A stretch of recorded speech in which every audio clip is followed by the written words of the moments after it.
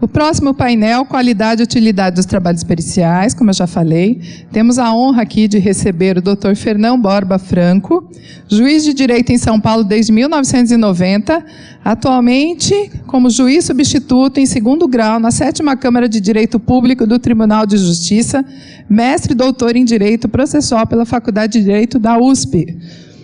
Obrigada.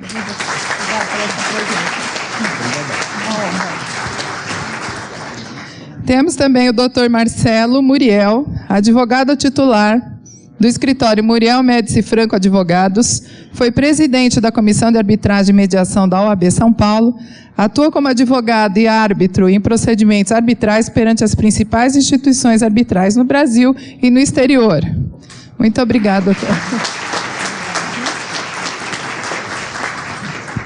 E aí teremos também eu, Sueli e o Silvio, que a gente vai compor esse painel. Certo? Então vamos lá.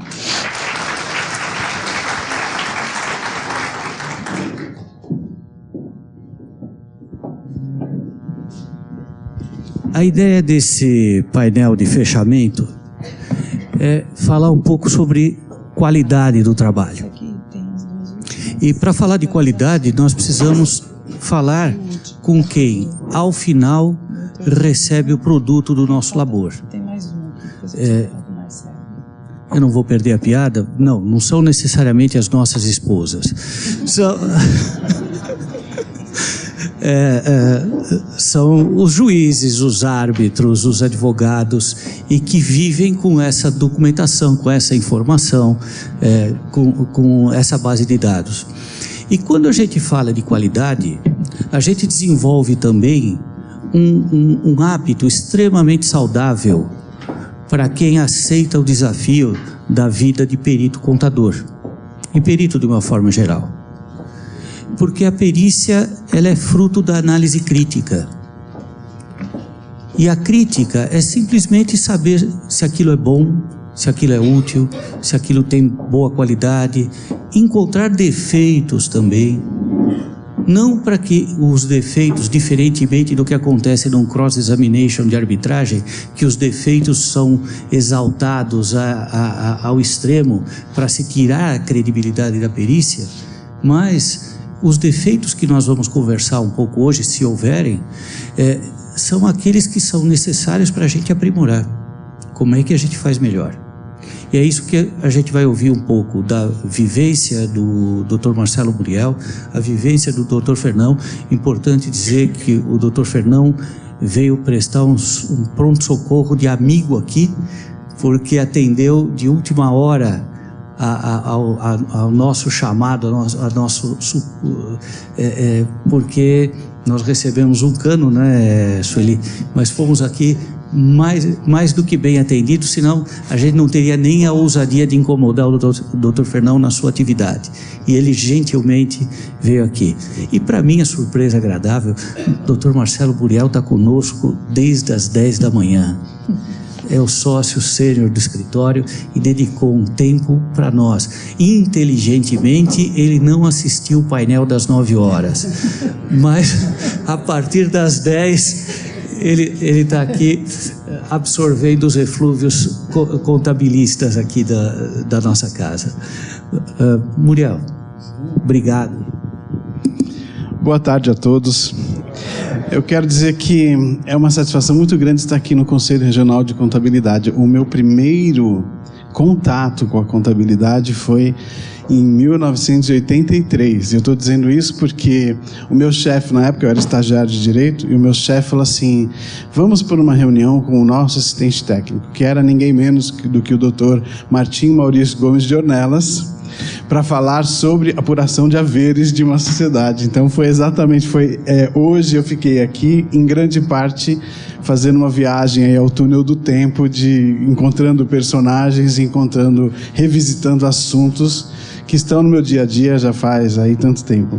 E nessa minha trajetória profissional, eu aprendi muito com contadores. Foi sempre uma troca muito grande, e eu não posso deixar de mencionar aqui o professor Américo Oswaldo Campilha, a quem eu tive a honra de conviver durante um tempo, o professor Ivan Peleias, o próprio Ernesto Guedes, que apareceu aqui agora mesmo falou, e o próprio Silvio Simonaggi, que está aqui, a quem eu acho que, como ele é a vítima presente, eu vou ter que agradecer na sua pessoa, por tudo isso que essa interação entre a advocacia e o direito a advocacia e a contabilidade já me proporcionaram.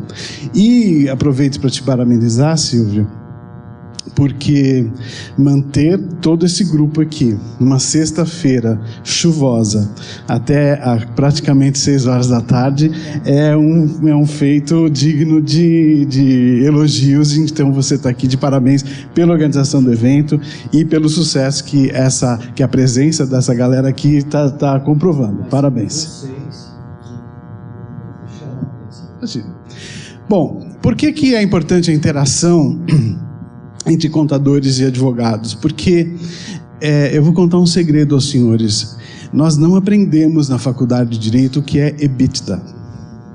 Nós não sabemos o que é equivalência patrimonial, o que é impairment, o que é amortização por depreciação. Esses são os conceitos que para nós escapam. Mas a gente se vinga. Eu poderia dizer que o apelo extremo proprietário excelso de ordinário é recebido somente no seu efeito devolutivo, permitindo a execução imediata do aresto, independentemente do oferecimento de caução real ou fidejussória. Eu acho que ficou claro para todo mundo. Deu para entender pelo menos o independentemente, não foi? É uma palavra lá. Mas essa interação é importante porque a prova pericial é a prova que vai nortear uma série de consequências dentro daquele processo. E todo mundo aqui já sabe que o processo, seja ele judicial, seja ele um procedimento arbitral, é muito similar ao processo eleitoral, ou seja, é aquele processo em que nem quem vai ganhar, nem quem vai perder, vai ganhar nem vai perder, de forma que todo mundo vai perder porque ninguém vai ganhar. Eu sei que soa familiar, mas a prova pericial se insere nesse contexto em que ninguém vai ganhar nem vai perder, porque tem muita coisa ali para ser provada. Tem desde provar nexo de causalidade, provar conduta, provar dano, aquilatar danos, avaliar danos, ou seja, tem muito subsídio técnico para ser oferecido para quem, por exemplo, precisa interpretar um contrato. O contrato pode ter lá as informações necessárias ou pode não tê-las. Se eu falo, eu estou comprando uma empresa e o método de avaliação, ou não de avaliação, que eu já aprendi hoje aqui, que não é avaliação, mas pelo menos de fixação do preço, são múltiplos de EBITDA, certo? Eu preciso de alguém que me fale, então, o que é EBITDA? A gente na faculdade de Direito aprende que tem normas que são normas que se referem a outras normas, e você precisa conhecer outros conceitos jurídicos para poder interpretá-las. Essa é uma cláusula contratual que se refere a um conceito contábil que você precisa conhecer para poder interpretar, mas a prova ela vai ter como objetivo não só a apuração disso tudo que nós estamos falando, né, causalidade, conduta, dano e avaliação disso, mas também ela vai ter que, muitas vezes, fazer a apuração dos valores, ou seja, quantificar, não só definir, tá bom, houve nexo de causalidade? Houve. Como vai ser apurado isso? Aí depende dos aspectos técnicos. Houve dano? Muitas vezes tem nexo de causalidade, tem conduta, tem uma série de coisas lá, mas o dano não existe, né? Ou pode existir e ter um valor ou uma repercussão econômica muito menor do que o que efetivamente está sendo alegado. O fato é o seguinte, seja num processo judicial, seja num processo arbitral, a realidade é sempre a mesma. Nós temos 3 níveis em que nós temos que trabalhar. E isso a gente aprende lá na Faculdade de Direito, que é a famosa teoria tridimensional do direito, ou seja, fato, valor e norma. Então, se a gente tem que trabalhar com os fatos, eu preciso de alguém que me ajude a fazer uma série de coisas. Nós já vamos ver aqui, garimpar os fatos, analisar os fatos, colher os fatos, organizá-los de uma forma inteligente e tudo mais. para que eu possa, sobre essa base de fatos, aplicar uma coisa que é a norma. Então, eu tenho uma regra no contrato ou uma regra na lei, eu preciso pegar esses fatos e fazer o que os filósofos alemães chamavam de subsunção da norma ao fato. E lidar com aqueles valores que estão acima até das normas. Dizer, olha, tem um valor na sociedade que é quem faz um contrato precisa cumprir. Pacta sunt servanda. Esse é um valor. Isso se traduz numa série de normas. A gente pode achar no Código Civil, pode achar no contrato, pode achar em vários lugares. São as regras do dia a dia que são aplicadas sobre o quê? Sobre aqueles fatos. Então, o entendimento desse processo é fundamental no trabalho da perícia. Então, se nós vamos falar de utilidade e qualidade da prova pericial, é fundamental entender isso. Nós vimos agora há pouco, na apresentação do Dr. Fernando, que eu não sei se está aí ainda, que ele trabalha com SAP, com bancos de dados sofisticados e tudo mais. Eu aprendi há muitos anos atrás, lidando com um consultor em informática, de que a informática também trabalha em 3 níveis. Olha que interessante. Ele falava assim, você pode criar um banco de dados com um monte de informações, mas são informações. Por exemplo, lançamento de débitos e crédito na sua conta bancária. Isso é um monte de informação que está lá, positivo, negativo, valores e tudo mais, e saldos que estão lá. Aí você pode criar um sistema que sobre esses dados tire algum conhecimento. Então, eu preciso de um conhecimento para saber o seguinte: quanto entrou na minha conta durante um determinado período e quanto saiu. E um terceiro passo que eu posso dar é, sobre o conhecimento que eu vou extrair dos dados, alguma sabedoria. Aquela coisa que, né, sua mulher fala, você está gastando demais, não sei o quê, porque daí já é aquele terceiro nível do que você se referiu hoje como a imperscrutável natureza feminina, não foi isso? Alguém falou. Ou seja, trabalhar nesses 3 níveis, nível dos dados, nível do conhecimento que você tira deles e nível da sabedoria que você tira deles, que é o trabalho do advogado, é o trabalho do julgador, é o trabalho do árbitro, é o trabalho do juiz. E daí é que entra a utilidade da prova pericial. Parece muito filosófico, mas não é. Isso se traduz no dia a dia. Porque a primeira utilidade da prova pericial eu diria que, primeiro, para dar uma formatação legal a um determinado conhecimento extraído de fatos. Então, tem um monte de dados, normalmente dados contábeis, né?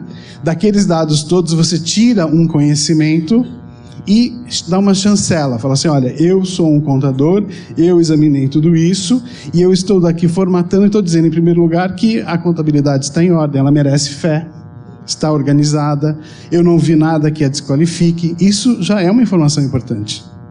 Eu estava vendo de manhã, eu falei que hoje em dia foi bastante interessante estar aqui ouvindo várias coisas.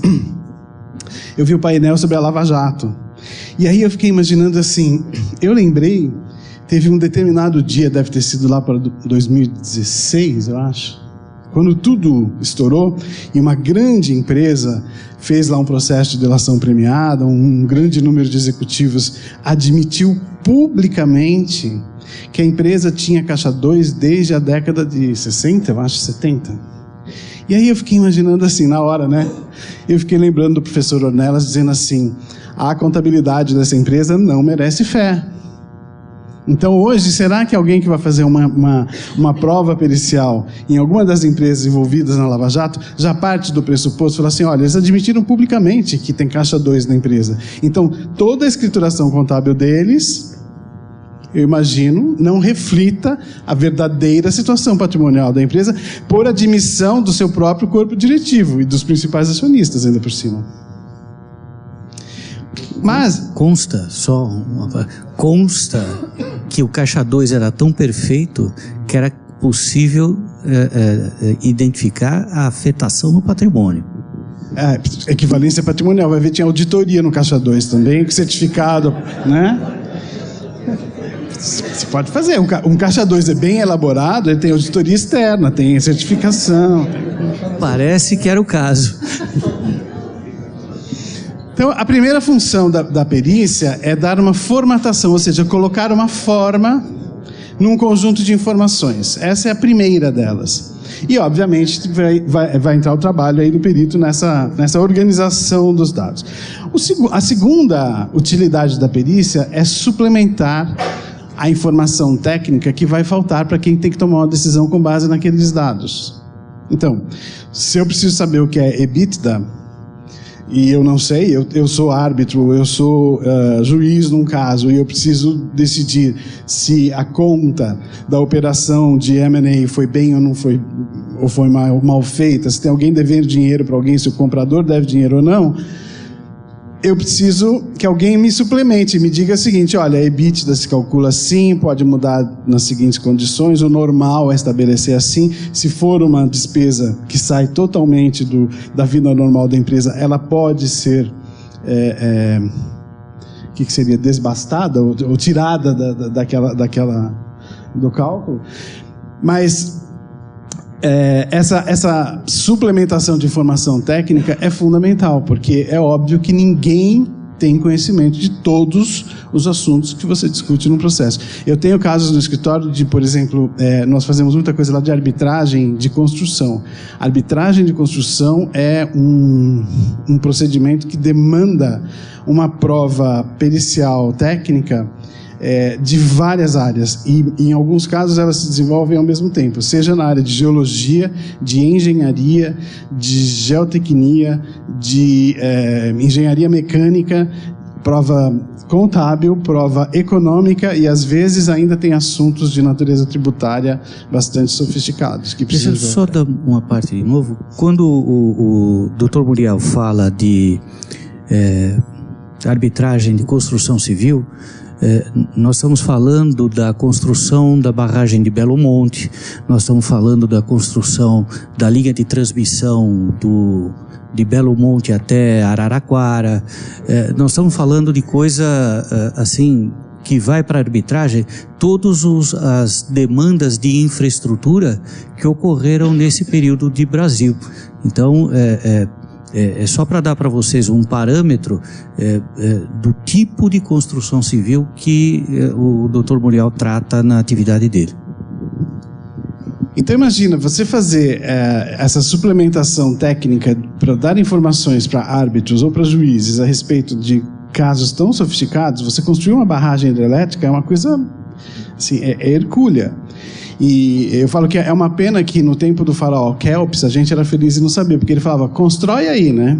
Pronto, não tinha budget, não tinha tribunal de contas, não tinha contrato, não tinha cláusula, não tinha revisão de preço, não tinha nada disso. Constrói e está resolvido o assunto. Grandes obras de engenharia foram feitas assim, mas hoje em dia a gente tem umas certas outras limitações, e a gente tem todas essas regras para observar. Mas a utilidade da prova técnica, portanto, é explicar também para quem vai ter que julgar aquilo, esses dados que são de intelecção não óbvia. Agora, eu diria que um preconceito que existe aí de que, eu preciso de um perito muito sofisticado que possa entender o que está acontecendo lá. Eu já julguei caso como árbitro bastante sofisticado. Eu diria que não existe nenhum assunto que qualquer pessoa não possa entender. Desde que você, obviamente, apresente aquilo de uma forma que seja inteligível, organizada e tudo mais, e a pessoa que vai julgar, ela é obrigada a entender. Ela não tem como dizer, não entendo nada disso, resolve aí que para mim tá bom. Não pode. A atividade jurisdicional é indelegável. Indelegável também para peritos. A gente vê isso muito acontecer no dia a dia, de que alguns árbitros, alguns juízes dizem assim, olha, está muito complicado para mim, resolve aí com o perito, depois que a conclusão, pega o laudo pericial e lê só a conclusão, né? E está praticamente delegando para o perito uma função de julgar um caso. Acontece muito mais vezes do que a gente gostaria, ainda que a gente gostasse que não acontecesse nenhuma vez, né? É óbvio.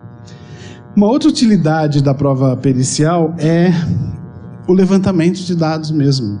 Existem casos muito sofisticados, muito complicados, ou que tem um grande volume de dados a serem levantados, que precisa mesmo de um perito que tenha um time de pessoas que vai lá e pegar nota fiscal por nota fiscal, ver os lançamentos todos que foram feitos e fazer uma planilha que faça o resumo daquilo tudo. Fazer o quê? Você precisa de braço mesmo para fazer esse tipo de trabalho. Garimpagem. Trabalhar mesmo, levantar ali todas essas informações. Mais do que levantar dados, a função da perícia também é investigar dados, porque não tem maneira melhor de você descobrir dados quando você começa a puxar certos fios, né? Não foi assim que a Lava Jato começou? Você começa a puxar o fio da meada e ali vão aparecendo coisas. Então, além de levantar dados, a função da perícia também é investigá-los e, obviamente, colher aquilo que for necessário e útil para aquele caso. Um passo adiante na coleta, levantamento e investigação de dados é a organização desses dados. Tem uma técnica muito comum de alguns advogados, por exemplo, quando a parte contrária solicita documentos, e tem lá documentos que são complicados para aquela parte que não quer fornecê-los. Ela fala assim, não vou fornecer esse documento. E aí fica uma discussão, nos casos mais sofisticados o tribunal aplica um negócio chamado tabela Redfern, que você vai fazendo oposição e não, e afinal de contas uma hora o tribunal vem e fala assim, olha, você tem que apresentar o documento. E você sabe que aquilo vai ter um efeito deletério para a tese do seu cliente. Então o que você faz? Você pega aquele documento, junta com 38 mil páginas de outros documentos e fala, tá aí o documento, ó, examina. Ninguém pode dizer que você não ofereceu, mas você não facilitou em nada a intelecção do que aquele documento pode significar no caso. Ou seja, também é função da perícia identificar isso e organizar a apresentação das provas, dos outros documentos, do que quer que seja, dos levantamentos que forem feitos, de uma forma que você consiga verdadeiramente extrair conhecimento deles, e não que seja só um banco de dados lá cheio de 30 mil folhas de processo que não acontece e não resolve nada. É por isso que custa caro, né? Dá trabalho. Mas é óbvio que o trabalho, a utilidade também do trabalho pericial está na apuração dos valores, que é uma dificuldade, o Ernesto acabou de dizer que todo advogado tem, é uma coisa incrível como todo advogado tem esse constrangimento com números, né? Assim, eu não sei fazer conta. E eu diria que, para minha vingança, isso teve uma coisa que resolveu a minha vida, chamada Excel. Agora eu sou não sou um grande, porque estou longe de ser, mas eu sou um exímio admirador, se não usuário, do programa Excel. É um espetáculo. Outro dia eu recebi uma planilha vinda de um perito, que era uma planilha... Primeiro ele mandou uma planilha em PDF. Eu falei, desculpe, mas uma planilha em PDF, para mim, é nada além de uma fotografia. É um xerox. Eu quero a planilha Excel. Aquela que vem com metadados, sabe? Aquela que vem cheio, que você vai passando o mouse em cima de cada célula e você vê a fórmula que está ali. E aí eu descobri por que o perito não tinha me mandado, porque tinha uma determinada célula que dava uma base de dado que ele tinha, todas as demais células tinham fórmulas. Aquela especificamente ele tinha suprimido a fórmula e tinha colocado manualmente o valor de um número. Claro que isso tinha uma certa repercussão no valor final da planilha dele, mas isso, obviamente, foi fácil, uma vez que você deletou aquele número que ele colocou à mão naquela célula específica, tudo voltou ao normal. Então, essa apuração de valores é um processo importante e é fundamental a participação do perito. E eu diria que, das utilidades da prova, eu queria saber só como é que eu estou no tempo. A prova técnica tem uma outra utilidade que eu deixei para falar no fim, que eu gosto de falar lá no escritório, que é a função didática da prova técnica. A prova técnica, ela é uma prova árida, sobre a qual muitas vezes as pessoas já imediatamente rejeitam, porque não é um assunto assim, é muito mais divertido se falar mal da Dilma, por exemplo. Todo mundo se interessa, faz piada, tal, mas prova técnica, falar assim, olha, tem lá um lançamento contábil no livro Razão, não sei o quê, porque o diário não é incompatível e tal. As pessoas falam assim, só porque eu tenho que fazer um exercício mesmo bem grande, né, de entender o que aconteceu para poder ficar ouvindo isso. Mas não é um assunto bacana. Então, se ela não for didática e se ela não for exposta de uma forma bastante agradável para quem vai ter que digerir aquela informação, ela não terá cumprido a sua função. Portanto, a análise da qualidade da prova técnica, ela passa por todas essas funções, por todos esses objetivos e por todas essas utilidades da prova técnica. E aqui, obviamente, eu não vou ficar falando das patologias, né? Vamos falar da fisiologia. Então, qual é o primeiro requisito de qualidade para uma prova técnica? Acima de tudo, primeiro de tudo, assim, o que vem na cabeça? É a qualidade técnica. Não tem por onde. Você precisa de uma prova técnica, você precisa de um profissional para quem você chega e explica. Quando você explica o problema para o profissional, você já sabe a qualidade técnica que ele tem, porque ou ele entendeu já tudo, já foi, já voltou. Como é que é a história? Minha avó falava, você vai pegar o milho, já volta com a broa, né? Ou ele, não, mas eu não entendi direito, explica de novo isso e tal. Você fala, e agora vai ser mais difícil. Então, a capacidade técnica é fundamental. Depois, a capacidade de processamento de dados e informações. Lamentavelmente, nós vivemos um mundo que vive uma profusão de documentos, dados e informações o tempo todo. Alguém vai lembrar do dado agora estatístico que o Fernando trouxe, de que hoje nós produzimos a cada 2 dias a mesma quantidade de informação que a humanidade inteira produziu até 2003, é isso que ele falou? Estou repetindo aqui, depois não vou me acusar de fazer, como é que chama? Fake news. Não é fake news, é ele que falou, né? Vamos lá, mas a capacidade de processamento de informações, de documentos e de colocar isso de uma forma palatável é fundamental também numa prova pericial. E hoje também é fundamental ter uma capacidade de comunicação. Comunicação que seja escrita e oral. Eu sei que no processo judicial é muito raro você ter presença de peritos em audiência, os juízes normalmente não gostam, pedem para você mandar os quesitos por escrito, o perito responde por escrito e fica naquela pasmaceira assim. Mas em procedimentos judiciais, em procedimentos arbitrais, é comum você ter a presença dos peritos, dos assistentes das partes na audiência. E quem falou de manhã que teve audiência que durou 12 horas de hot tubbing? Bom, foi o Maurício Almeida Prado. Deram até um apelido de hot tubbing. Sabe aquela banheira de hidromassagem que você bota todo mundo dentro e fica lá... Então, você pega todos os peritos, bota, não numa banheira, mas bota assim, né? Em frente do tribunal arbitral e fala assim, agora vocês se entendam aí, você falou isso, ele falou aquilo, quem é que tem, por que ele não tem razão, por que não há? E isso pode ser um processo que consuma 12 horas. Então, como diria aquele velho filósofo, quem não se comunica, se estrumbica ou trumbica, não sei. A comunicação é feita de uma forma também, mesmo a comunicação escrita, ela hoje tem recursos que são fundamentais. Planilhas, gráficos tridimensionais, ou seja, o perito que dominar esses recursos hoje disponíveis vai ter uma grande vantagem sobre aqueles que ficam fazendo resposta por escrito aos quesitos que foram formulados em texto corrido, que muitas vezes até é de intelecção difícil. Tem um aspecto da qualidade do trabalho pericial que é fundamental, que é o aspecto do devido processo legal. Alguns juízes e alguns árbitros ou tribunais arbitrais delegam para os peritos a condução da prova.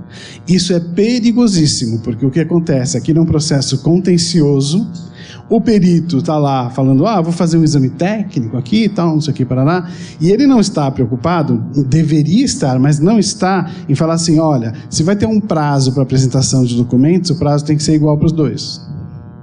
Se o prazo vem para um, depois eu tenho que dar prazo para o outro. Se o prazo vai ser subsequente, ele se conta assim. Se o prazo é conjunto, ele se conta assado. Ou seja, ele precisa zelar para que o processo de formação daquela prova técnica seja um processo impecável, para que ele não possa ser atacado depois, porque fala assim, você não conduziu isso direito. Eu já tive caso em que o perito marcou uma reunião com a parte contrária, tal, não sei o que lá, e eu não fiquei nem sabendo.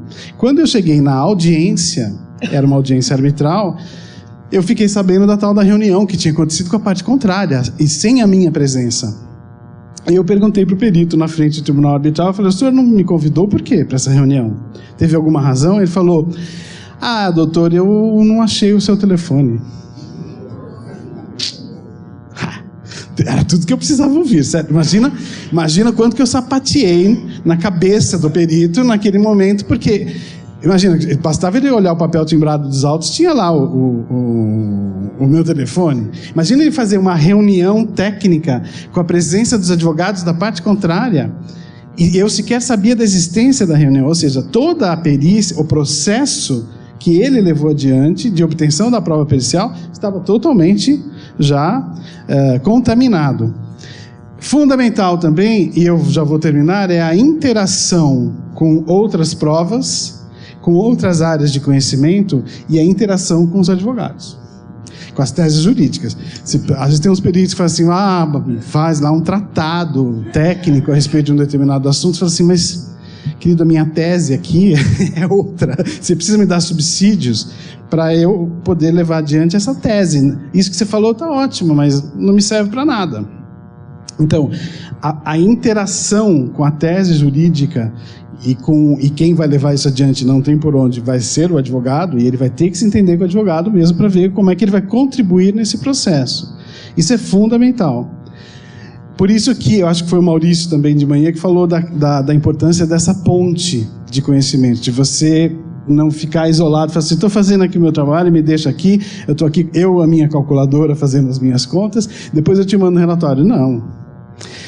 É fundamental que para a qualidade da prova técnica ser elevada, ou ter a qualidade que se espera dela, que o trabalho comece antes, durante e depois. Antes de tudo você vai fazer um exame técnico, vai levantar dados, já vai ajudar a fazer quesitos, vai ajudar a pensar nos quesitos, vai ajudar a impugnar os quesitos da parte contrária, depois vai trabalhar junto no levantamento de dados e depois ainda vai lá ajudar a sustentar seu laudo perante o tribunal ou perante o próprio judiciário. Então, tudo isso vai agregar a qualidade que legitimamente se espera de uma prova técnica. É fundamental que haja essa interação, principalmente com os advogados que estão conduzindo ali, que vão saber, olha, essa tese me interessa, essa tese não me interessa. E eu estava lembrando do que o Silvio falou de manhã, daquela pergunta que você deixou no ar, né? Porque os senhores vão lembrar que a discussão ali era uma operação de compra e venda de empresa, em que as partes resolveram revisitar o cálculo do preço. E a gente precisa lembrar que o contrato, ele tem uma fisiologia. E às vezes o contrato explica como é que ele foi gerado, como é que ele foi feito, quais os parâmetros que foram usados e tudo mais. Essa fisiologia deve ser considerada quando você tem que resolver uma patologia, ou seja, o contrato ficou doente. É famoso assim, a vaca foi para o brejo, ou seja, tudo já deu errado, você agora vai ter que resolver um problema e você tem que resolver a patologia. Então como que você vai ver a patologia? Você vai olhar para a fisiologia do contrato. Então você vai lá para trás, revisitar. Eu brinco que a gente faz no escritório arbitragem de construção, que melhor dizendo devia ser arbitragem de desconstrução, porque você desconstrói uma usina inteira para saber o que deu errado ali. É um processo realmente de desconstrução da prova e tudo mais. Então, esse processo de você ir lá para trás, desconstruir tudo e explicar que dentro daquela fisiologia aconteceu esta patologia e a solução para isso é o meu cliente levar alguns milhões de reais de indenização, esse é o trabalho do advogado e que vai ser fundamental a participação do perito. Eu sei que eu me excedi no tempo, mas já que todo mundo teve a paciência de esperar até as 6h30, já que eu também estava pacientemente esperando até as 6h30 para falar, porque eu falo bastante, então, para mim, foi um exercício de contenção eu ficar aqui ouvindo o dia todo. Tanto que eu fui anotando aqui tudo que eu queria falar das outras apresentações. Eu não vou perder a piada. Normalmente ele para com aplausos. Então pode terminar, que vai ser. Obrigado.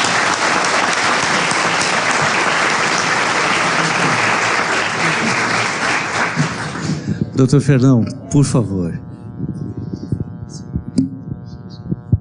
Tá. Bom, em primeiro lugar, boa noite oficialmente. Já é noite de sexta-feira o que vocês estão fazendo aqui.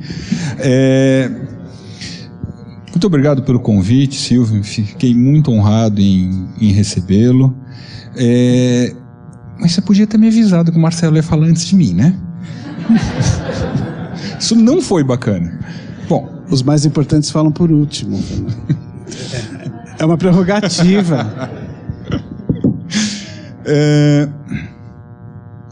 Eu confesso que eu tenho uma certa inveja quando eu ouço a palestra do Marcelo, de outros advogados que pegam essas causas grandes e interessantíssimas, porque isso não chega para mim.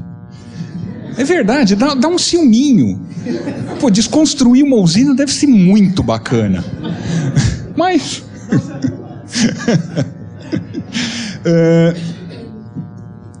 Bom, vamos lá. O uso do cachimbo faz a boca torta. A minha formação é em direito público e em direito processual civil. Então começo falando alguma coisa a respeito da valoração da prova e de dois sistemas de valoração da prova que nós não temos, que é o sistema da prova legal. A própria lei determina qual é o valor de cada prova.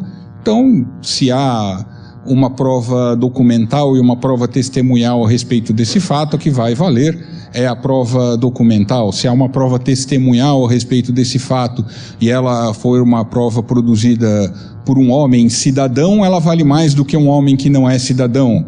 E assim por diante, dependendo da lei. Não temos isso, ainda bem. Temos algumas determinações de limite de prova testemunhal até um determinado valor, enfim.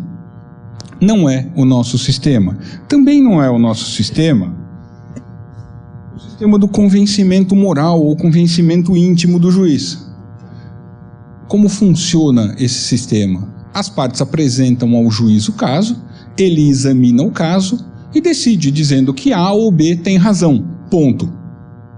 Ele não precisa expor os motivos do seu convencimento. Basta o seu convencimento íntimo. É até possível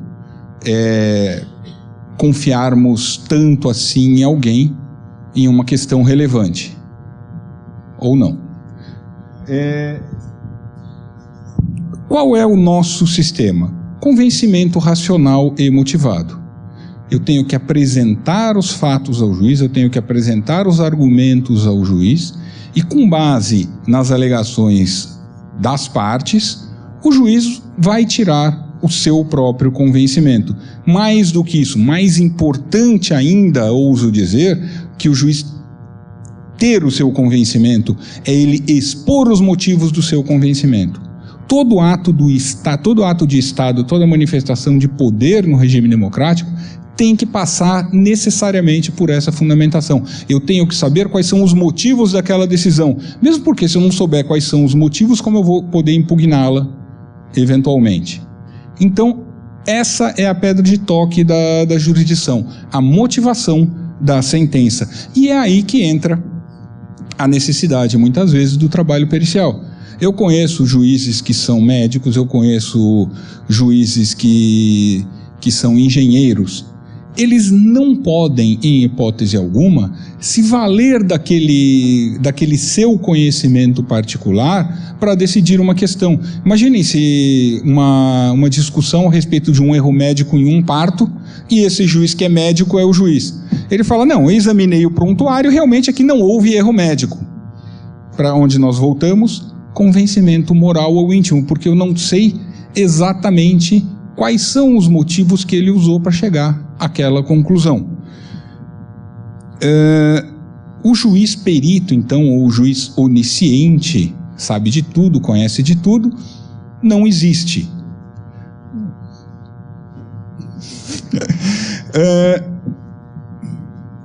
Quando o doutor Marcelo estava falando, ele falou de EBITDA, falou de vários termos técnicos. Confesso, eu não sei o que é isso.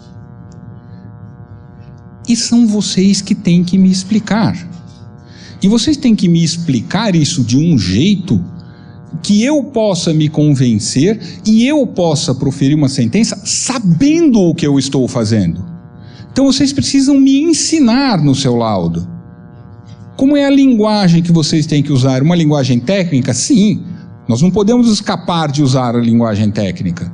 Mas eu achei interessantíssimo que foi o Silvio que estava falando que se juntou, não, foi eu não lembro o nome do colega... O Cláudio, que juntou um perito e um jornalista para fazer a apresentação. O que é isso? Exatamente para traduzir para o juiz, para os árbitros, aquela matéria técnica. Então a coisa tem que ser a mais clara possível. Tem que dar realmente os elementos para que o juiz possa tomar a sua decisão. Juízes ou árbitros, evidentemente. Eu nunca aprendo a fazer minhas anotações com uma letra maior. Um dia. Bom, então por que nós precisamos do perito? Porque o perito é quem tem a especialização técnica ou científica indispensável para o conhecimento daquela questão. O juiz não sabe a respeito dessas...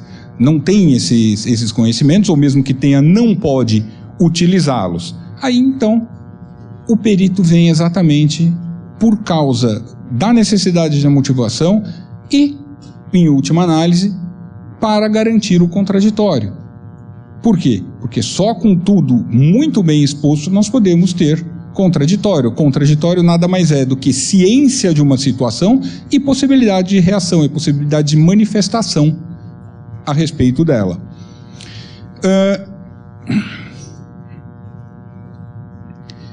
Ainda falando desse esclarecimento, eu vou contar, quando eu era juiz novinho, há muitos anos atrás, lá em Eldorado, foi bem na época em que estavam terminando as indenizações pelas desapropriações indiretas das fazendas lá da Serra do Mar, para a criação dos parques.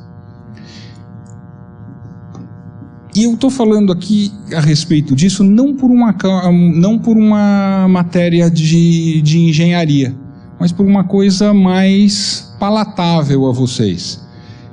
Isso era 1991, 1992. Vocês lembram como era a inflação na época? Eu estou vendo que tem gente aqui que não lembra porque não era nem nascida nessa época, mas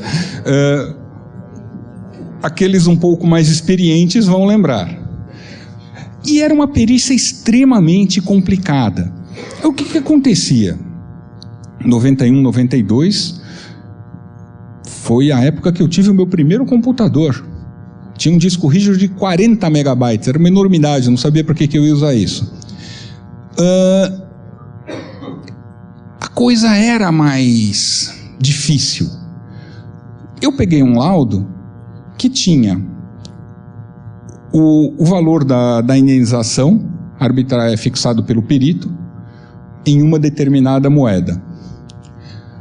O laudo de um assistente técnico, o parecer de um assistente técnico, já na moeda atual, que era diferente daquela primeira. E depois teve uma crítica tardia, eu não sei porquê, que estava em outra moeda. E eu olhei aquilo e falei, meu Deus, e agora? O que eu vou fazer? Eu não sabia que dinheiro tratar daquilo. Ainda bem que eu tenho um tio engenheiro, e aí nós fizemos uma tabela, um papel enorme com todas as questões de engenharia, com todas as conversões, dolarizamos tudo, para poder comparar aquela coisa. Ou seja, o trabalho que eu fiz naquela época, desculpem, era para o perito ter feito. Eu acho que eu era meio bobo, eu devia ter mandado o perito fazer, né? Mas... é que daí também eu não sabia quanto tempo ia demorar para fazer aquilo, né? Enfim, a atividade do juiz no processo, a respeito da instrução, em primeiro lugar, seria a de fixar os pontos controvertidos. E aqui não estou falando ainda em quesitos, mas o juiz tem que determinar exatamente o que ele quer da prova, o que ele quer que aquela prova esclareça a ele. Com base nisso, as partes vão apresentar os seus quesitos. E aqui, realmente, como disse o Dr. Marcelo, que começa o trabalho do perito. Conversem com o advogado tem que saber também quais são as questões técnicas relevantes. E é interessante que, fazendo isso, vocês também estão ajudando o juiz, porque o juiz não tem um assistente técnico para perguntar alguma coisa na hora em que ele fixa os pontos controvertidos. Então, muitos dos quesitos complementam aquela noção que o juiz tem para a perícia. Por outro lado, só os quesitos não bastam. Se eu recebo um laudo em que o perito simplesmente responde aos quesitos, ele não está me instruindo. Então, o que ele tem que fazer é dizer: neste caso, eu estou utilizando o método X ou o método Y, não precisa me dizer por quê, isso ainda não me interessa.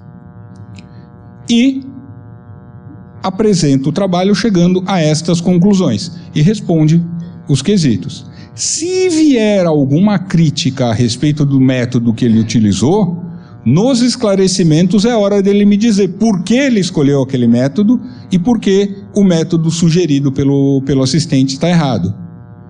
É só assim, só com isso, que o juiz consegue entender o que está acontecendo e descobrir qual é o método efetivamente aplicável.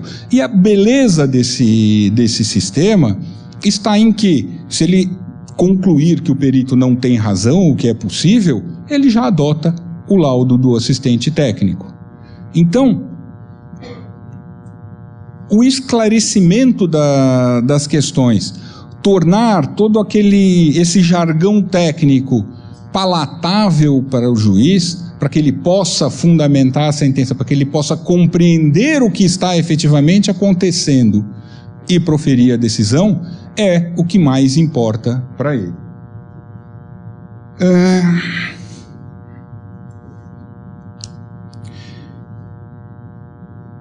Muitas vezes nós vemos quesitos com perguntas que o próprio juiz deve responder. São perguntas jurídicas que não cabem ao perito responder.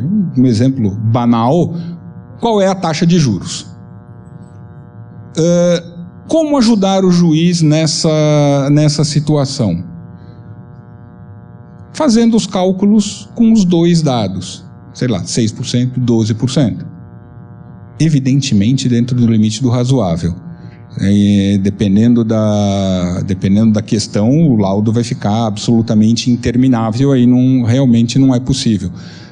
Mas em processos judiciais isso é exceção. Nós não precisamos colocar os peritos na banheirinha para extrair deles o que restar, mas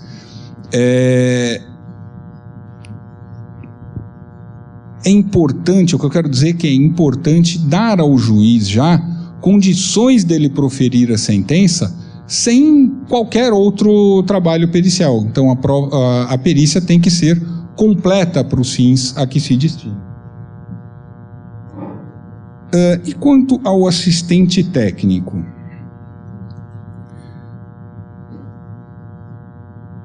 O objetivo do parecer do assistente é corrigir eventuais erros do perito. Então, se não há divergência, ou se as divergências são apenas pontuais, é melhor que o parecer do assistente se limite a essas questões pontuais. E, de novo, fazendo os cálculos necessários, já para dar ao juiz aquela opção. Então, olha, juiz, a conclusão 1 do perito está errada, mas a conclusão 2 dele está certa. A conclusão 1 dele está errada por estes e outros motivos, o cálculo certo é este e o resultado é este. Por quê? Porque examinando isso, o juiz já consegue resolver o processo. E eu vou contar um segredo para vocês. O juiz examina um monte de processos por dia. Quanto ele menos ler, melhor.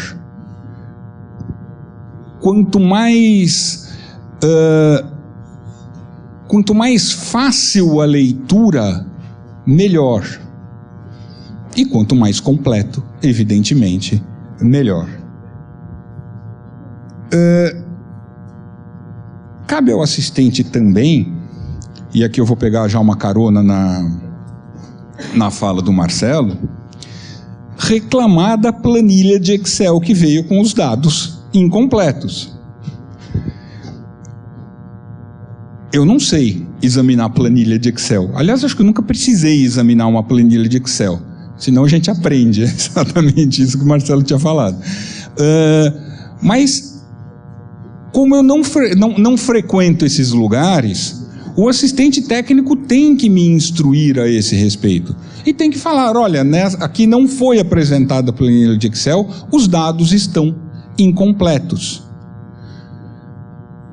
Uma outra coisa interessante, o juiz não pode, embora às vezes faça, deferir ao perito a produção inteira da prova.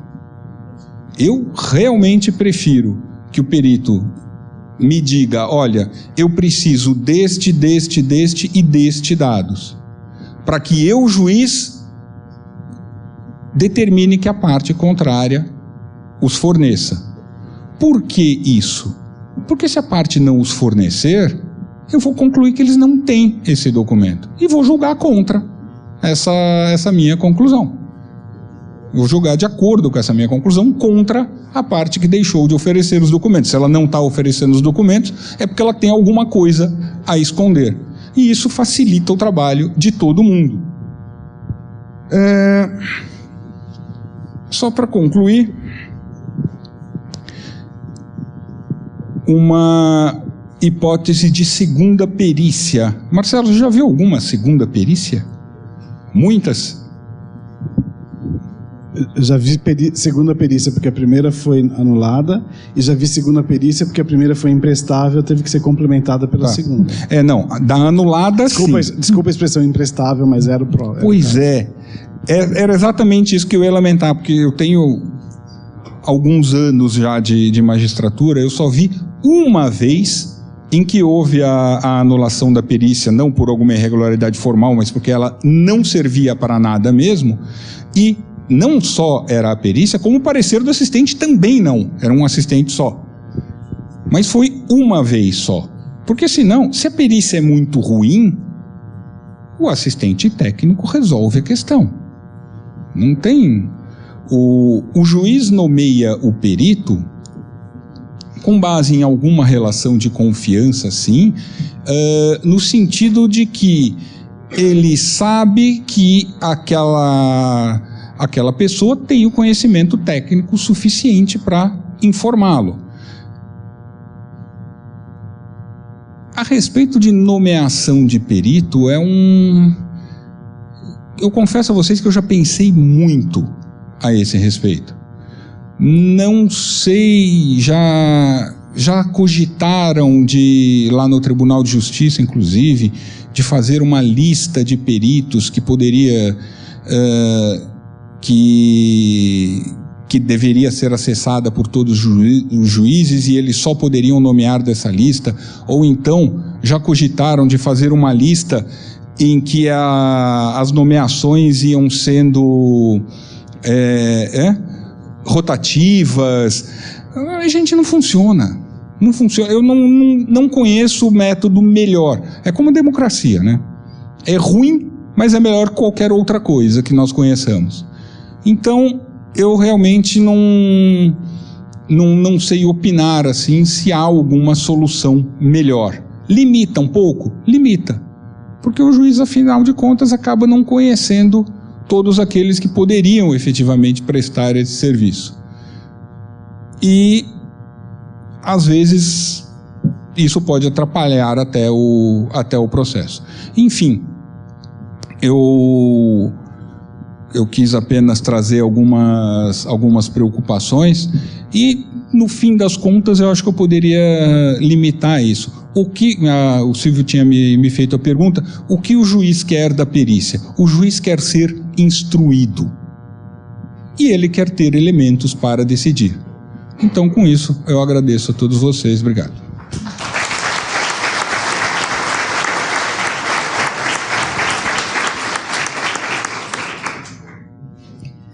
Bom, são exatamente 18h30, né, Silvia? Nós vamos ter que encerrar. Eu só gostaria de deixar o seguinte recado, infelizmente aí o tempo foi curto, mas foi brilhante a sua colocação, doutor, a sua também. E aí vamos pensar, nós temos que fazer uma autorreflexão, não é verdade? De tudo que eles falaram, será que nós estamos realmente entregando um trabalho com qualidade? Será que a gente realmente está exaurindo tudo que a gente pode para conseguir obter a documentação necessária? Então, a gente precisa pensar exatamente nisso, porque nós temos que levar um trabalho para eles que eles realmente vão utilizar de forma verdadeira. E não, só está cumprindo tabela ali de vamos fazer o laudo para cumprir prazo. Não, o prazo é importante, mas se nós não temos documento suficiente nos autos, nós temos que ir atrás dessa documentação. Se essa documentação não nos é entregue, nós temos que avisar isso para quem? Para quem nos nomeou, que é o juiz, quem atua com o perito do juízo, ou para os advogados que nos indicam aí quem atua na função de assistente técnico. Então não adianta, até outro dia ouvimos uma opinião de um juiz que o perito foi lá, excelência, eu cumpri o prazo. Tá bom, e o que você fez? Eu concluí que o que tinha e não tinha nada, portanto, prejudiquei todas as respostas aos quesitos e não teve conclusão. Para que serve um trabalho desse? Para nada, não é? Então, legal, não é só o cumprir o prazo, é lógico que isso é importante, isso está na lei, mas nós temos que trazer realmente a instrução para o juiz poder, proferir a sua sentença com segurança, para o advogado poder continuar conduzindo seu processo também com segurança. Então é isso, o que eu deixo é esse recado, vamos fazer uma autorreflexão se a gente realmente está entregando o trabalho com qualidade. Ok? Então é isso. Agora, você quer falar alguma coisa, Silvia? Podemos? Esperança no futuro melhor, sim. Ela está aliada à nossa evolução. Se nós não evoluirmos, nós não podemos esperar absolutamente nada. Como é que um judiciário com 130 milhões de processos em estoque vai ter... Não, o juiz precisa parar para entender que a minha guia não saiu. Não, pelo amor de Deus, não é isso. Vamos fazer trabalhos melhores e isso se organiza também. E objetividade sempre, concisão, trazer esse trabalho numa linguagem que eles, juízes, entendam, os advogados entendam.